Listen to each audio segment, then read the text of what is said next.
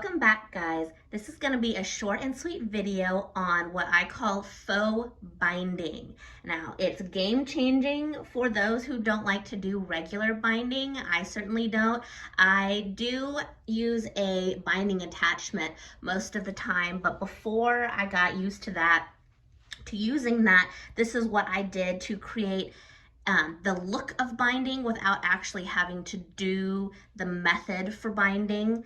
So I'm going to show you how to do this just on some scrap fabric. I just cut a straight, mostly straight edge right here, and then I cut a strip of wide rib about 1.5 inches.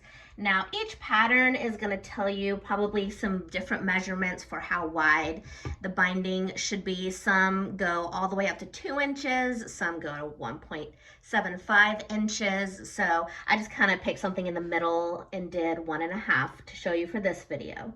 So what we're going to do to start off is take our binding and we're going to sew it on like you would a band. So we fold it in half and then place it right sides together along that edge and sew it just like it's going to be a band. So here's that piece sewn on. And this is typically how a band would look if you're doing like a neck band or leg bands or something. And if you do top stitching, you know that normally you would flip this up, this seam would go downward, and then you would top stitch along the main piece, right along this edge right here. But for this faux binding, we're gonna do it a little bit differently. We're gonna keep this seam upward and fold the band part up over it so that they're together like this.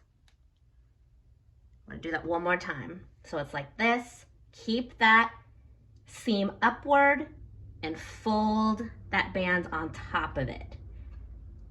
And then I'm gonna put in some pins so that I can keep it up like that.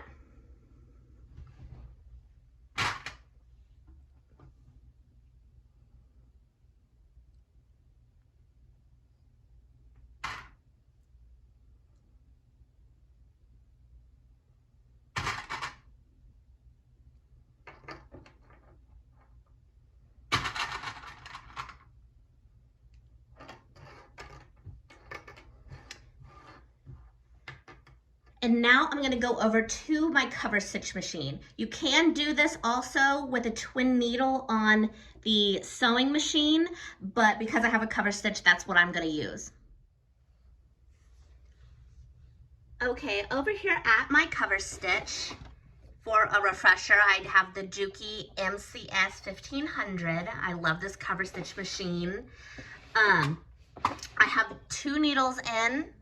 I have the furthest left and middle in. Now, everyone's machine, you're gonna have it on different settings. So I'm not gonna show you what settings I have right now. I have other videos on that. The only thing I am gonna adjust is over here, the differential feed. I am gonna move that up slightly, maybe about 1.5, because when you're doing this faux binding, it might stretch out a little bit. So to avoid anything looking wavy or stretched out, upping the differential feed is going to make everything nice and smooth. So here's my piece. I'm just gonna wiggle it under here.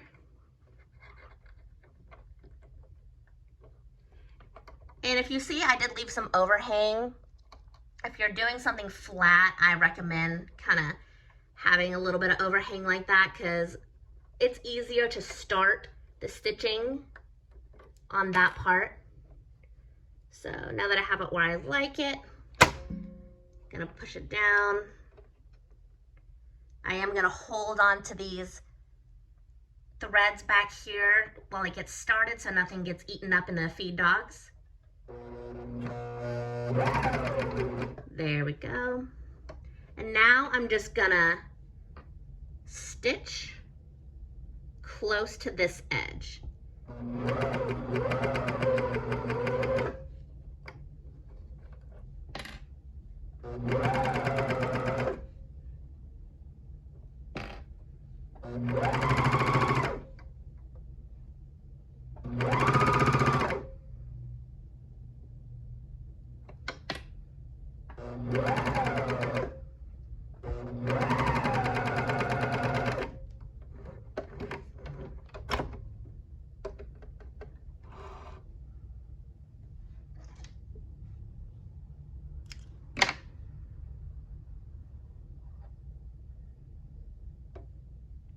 And there you have your faux binding.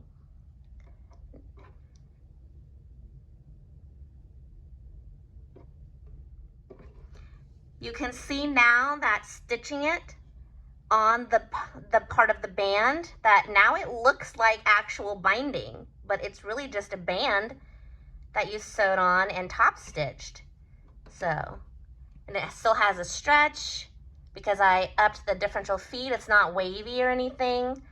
So that could be your neck band or wherever else you need bands. I will do some outfits, some styles with this faux binding so you can kind of see how it looks on actual garments. But there you go. I hope this helps you out. For those who are scared or just don't like to do binding, that this is another alternative. And we'll see you guys in the next one. Thanks.